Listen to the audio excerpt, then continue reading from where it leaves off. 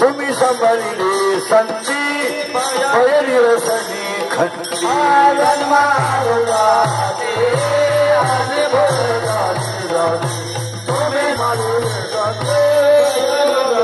तुका म्हणे काळाचा करून शके बळ तुम्ही संभाळली संधी बयली रसनी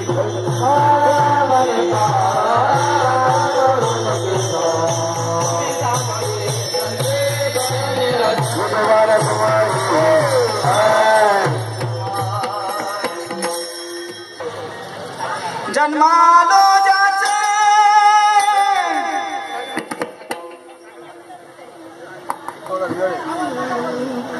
जन्मालो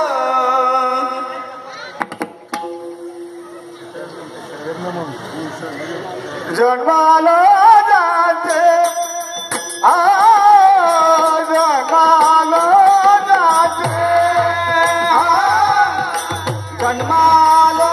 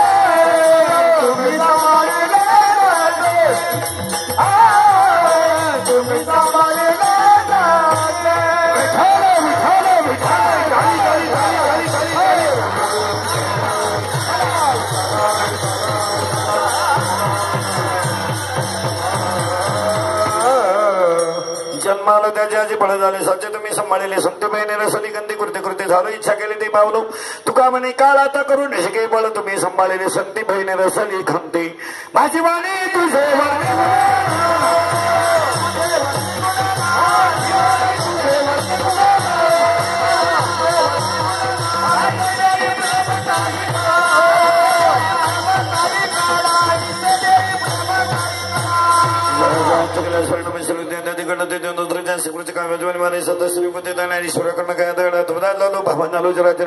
जन्मालो त्याची आजी फळ झाले सध्या तुम्ही सांभाळले संतबाईने रसली खंती कृत्य कृत्य झालो इच्छा केली ते बाबूल तुका म्हणे काळ आता करून शिके बळ तुम्ही संभाळले संती बहिणी रसली खंती विठाल विठाल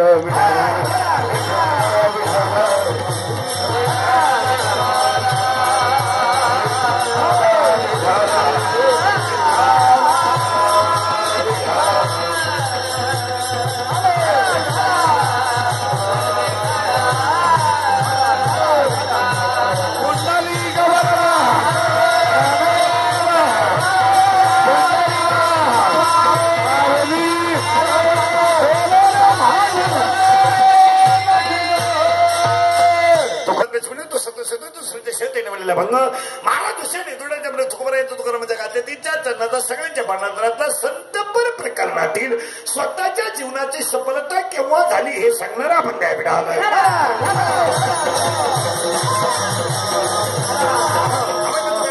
तुकारामाच्या गाथे तिच्या चरणाच्या अभंगाला सुरुवात करण्यापूर्वी 2-3 मुद्दे. आज कीर्तनाला घेतलेला अभंग तुकोबरायांचा 1. या अभंगाला कडवे आहेत 4 आणि तुकोबरायांच्या गाथ्यात नाथ वासुदेव पांगुळ नाथ वासुदेव पांगुळ मुका आपलं जोगी सालोमालो घोंगडी निर्याणकाल भुपाळा भुपाळ्या गवळणी ही प्रकरण आहेत.